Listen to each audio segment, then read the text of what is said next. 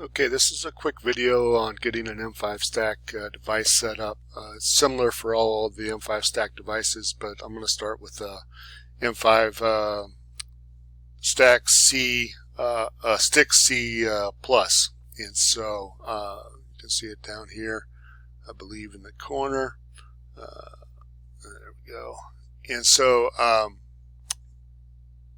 let's go ahead and get started here. So we go out to the M5 stack website, and from there first thing we want to do is make sure we have the driver installed for the device. So go out to the store on the website, go to the controllers, find the controller that you're looking for specifically. Mine is on the second page, I believe. There we go. And this is the M5 Stick C Plus. So I'm going to click on that, and I'm going to navigate down through the pages here. And what I do like about the M5 Stack website is that under each device they always have this little link for documents down here. And so I'm going to click that, and that's going to bring up our documents page. And then underneath that, if we go down a little bit, we will find the device driver installation instructions. So depending on what kind of device you have, this is it can vary a little bit as to what the driver used is, but that's the way we get the driver. My device is already, our driver's already installed, so I don't need to do that. I just wanted to show you where to find it. So let's get out of that. All right, now the other thing that M5 Stack has, and we can go back out here to their website, and if we go to software, they have the tools for your getting you started. All right, and one of those tools is the firmware burner. Okay, and so it's a M5 burner software, and so you do an installation of that. Again, I've already got it on my device, so we're not going to be doing that. Let me go ahead and open that up, and we simply launch it.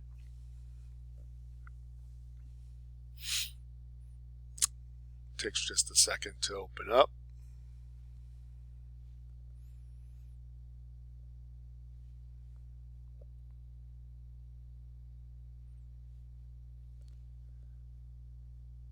All right, so it has a number of images for the various pieces of various devices from M5 Stack, but I'm going to go look for this Stick C, okay, because that's what we're working on here.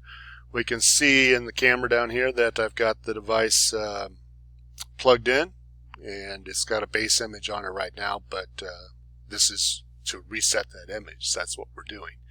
So we'll go out here and we'll click Burn. All right, and it asks for my Wi-Fi settings. So let's go ahead and put those in there.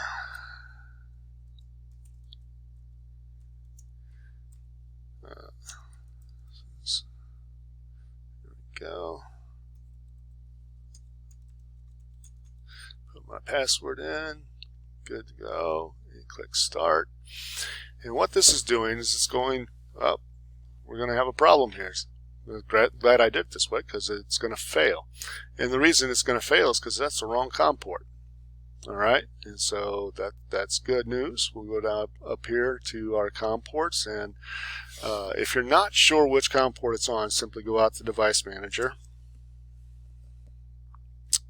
All right, and when you open up the Device Manager, go down to your ports and look there.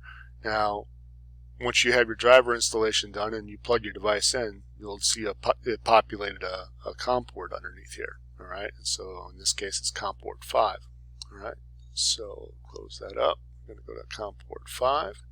We've got our baud rate set at 750,000, and we're going to hit Burn. Got our Wi-Fi settings in there, and this time we successfully contact the device, and it's starting to burn to the device. So now what we'll notice down here in the corner with this device is that it will actually what am I trying to say? oh, it will reboot whenever it finishes. And so it'll come back up and it'll show us this, show us what network we're connected to, and show us the API key as well. When we're going to use that API key in the next video to get some configuration of doing some different things using the UI flow. All right, so we're at the end. We got 100% installed, and it's just doing its final pieces, doing a hard reset. There's our change there on our screen. You see our API key. Okay, and there we go. So that's it for this video. See you in the next one.